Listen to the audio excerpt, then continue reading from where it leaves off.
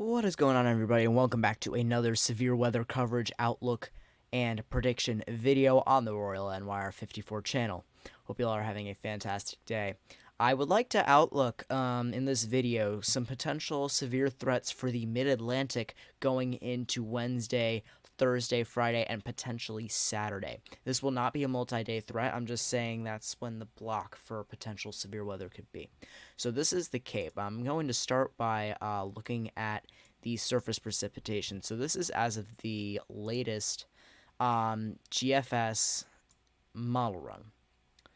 So if we take a look, this is Cristobal. This is a tropical storm expected to make impact Louisiana and Florida coming tomorrow.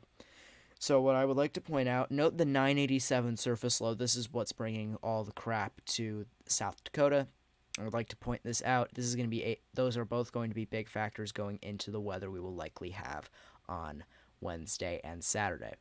As we go along, as we scrub along in the time, notice the surface low gets even more ridiculous and potentially even combines with another surface low and potentially even combines with another surface low. So you have one up here, 2, and 3.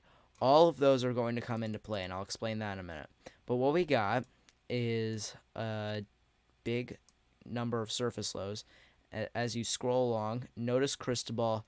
This surface low down here, so this low down here is actually going to merge with Cristobal, which is a lot weaker. These are going to merge and become one big storm that'll eventually get sucked up into the 988 up here. It's going to be very interesting to watch over the next couple of days and potentially going into the rest of the week. I'm actually going to move this down here because it keeps getting in the way. There we go. So watch as time goes along. So as we scrub, the lows, you see the lows combined there. So notice why Cristobal is not getting weaker. It's still 995 as it hits Illinois there. It's because the other surface low is fueling it as it hits land. This surface low up here is going to end up putting this into orbit with it. So notice how this all of this crap here becomes a big frick you surface low sitting over in Canada. This is a big thing because this is what gave the Mid-Atlantic just that looping severe weather because of the rotation, and the bands just kept on going. There was good convection and heating, so that was definitely possible. Watch as time continues to go along. It gets sucked in, and note right there. Oh my god. Note right there. We can see there is a bit of a line developing, ladies and gents. And then as you go along in time as well, you can see. When did that? Yeah. So you can see that just becomes even stronger, and we could potentially be talking about a really insane situation on Wednesday. So this is Thursday 0Z, which means in Eastern Daylight Time it's 8 p.m. Central 7, etc. So you're talking about a big squall line potentially going through on Wednesday evening. This will be sweeping through really all of the Mid-Atlantic, which goes all the way up to New York State and potentially southern Quebec, and down all the way to southern North Carolina. That's funny to say, South North Carolina. Let's go back up here. So you can see the lines start to develop there, and it'll sweep through. Likely this will likely be a straight line wind threat, as with this storm it's really not going to have sustainable capping for really any sort of tornadic development. What we were really looking at here is a very, very big straight line wind threat. I'll get to the bulk shear in a minute because that's going to be a very key point as well. Continue as time goes along. I would also like to talk about Saturday. So as you can see there, we can see storms start to blow up, and as time goes along in Saturday, you can see things start to blow up. Maybe another line starting to show there, and could go through potentially It'll be interesting to see how that line develops. As you can see, there's a little bit of a stronger spot right in there.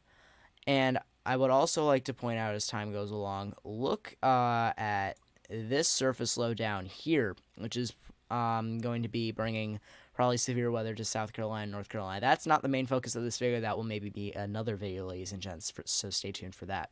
But really, after that, time goes along, surface lows kind of just spin away. We could talk about another surface low here that could get put into orbit, but that is way off in the future. This is our, this is our 288, so I don't really trust anything past Saturday, which is right here, which is basically the thicket of the GFS run. So it'll be interesting to see how that stuff develops. I would now like to take a moment and take a look at the wind and the shear. So first of all, that is mental. That's the event going on in the plains right now. I'd like to go along, though, watch as shear starts to get wrapped in, and as we go along into, this will be Wednesday, so as you can see there, the shear starts to develop. It'll be very, very favorable going down the mid-Atlantic. There's definitely, the shear isn't very evident here, but it will definitely become more present as time goes along, so stay tuned for more information on that. The shear up here, and especially over in Michigan, is going to be very favorable for the development of severe weather, so it'll be very interesting to see how that plays out as well.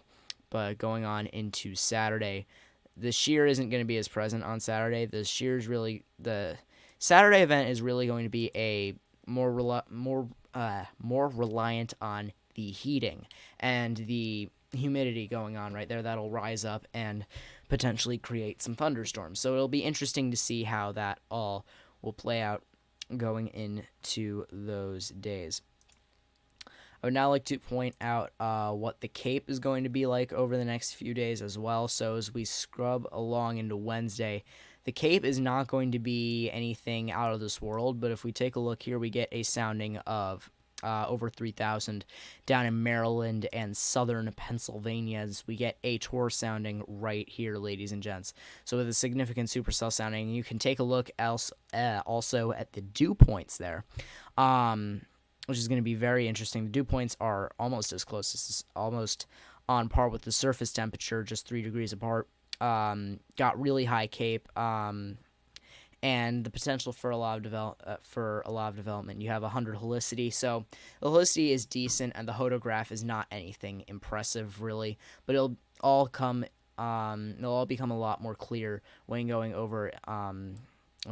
into the next few days. So I'll probably put out another video for this going then, but right now you can see that line does develop, and it's going to sweep through likely with potential severe straight line winds is really going to be the main threat. I don't see much tornadic activity at all coming with this. Saturday, as you go into it, you can see that right in there. I'm going to scroll back right in there. This is going to be, this is in New York State, so we have actually 2,000 Cape. That's going to be a marginal severe sounding with around 80 helicity, and again, very close dew point in relation to surface temperatures. It's going to be very interesting to see how stuff like that develops. So you can see across the mid-Atlantic, if you hit in Virginia, there's 2,000 Cape or so, and you do have a tornado sounding.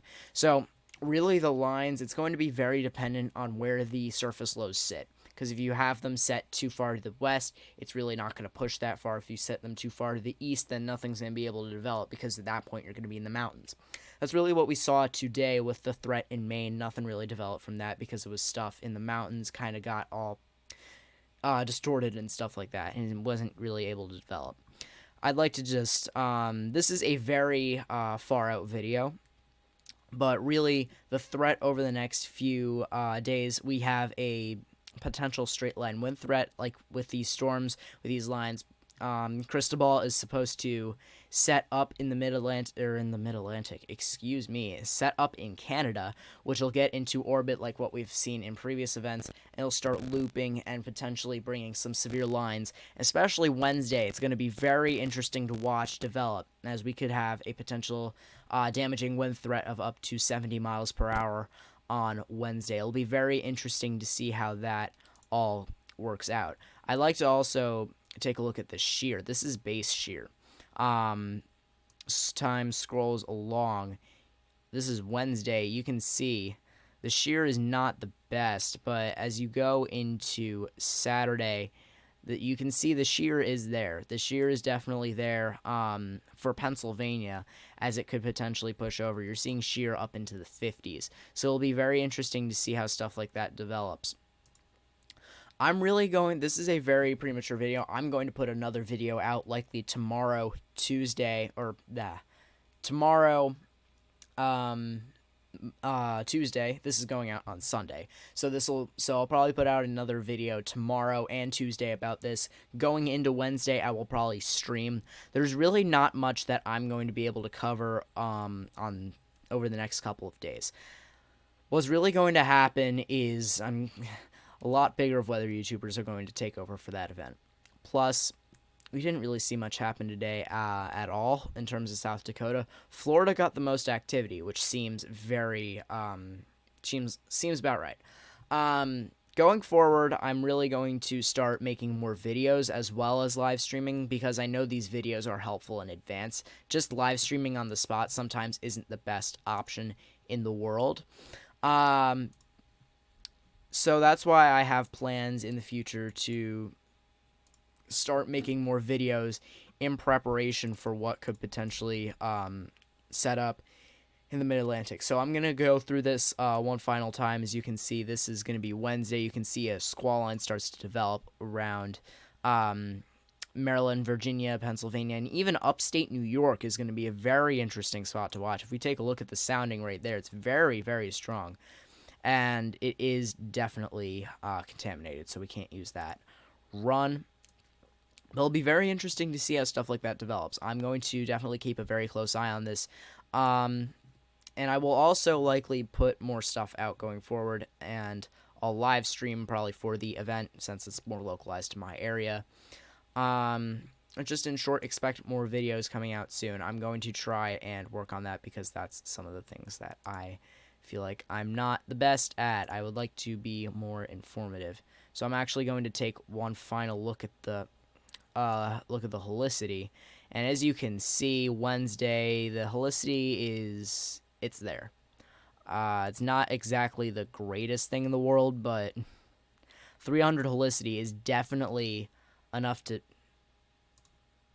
300 helicity is definitely enough to do something. As this model run doesn't seem to show anything, but that is later in the day. This is earlier in the day, actually, excuse me. But it's definitely there, and as you can see, it's actually very present up in the higher elevations, so that would be New York, Vermont, and New Hampshire. It's very evident there, so that's something interesting to note. It was a very premature video. I don't know much about this event yet. I'm going to continue to research, continue to keep an eye on this, as this is going to be a very interesting situation. Potentially more severe weather coming to the Northeast and the Mid-Atlantic coming in this midweek and at the end of the week. That's really going to wrap up this video. Again, more stuff will come out soon on this, and I will be sure to report it to this channel as soon as I get the information. So yeah, that'll be it for me for right now, as that's really all I know. Thank you all so much for tuning in. Wow, I can't even speak my own outros at this point. Thank you all for tuning in. If you guys did enjoy this live stream, please be sure to leave a like rating. Live stream?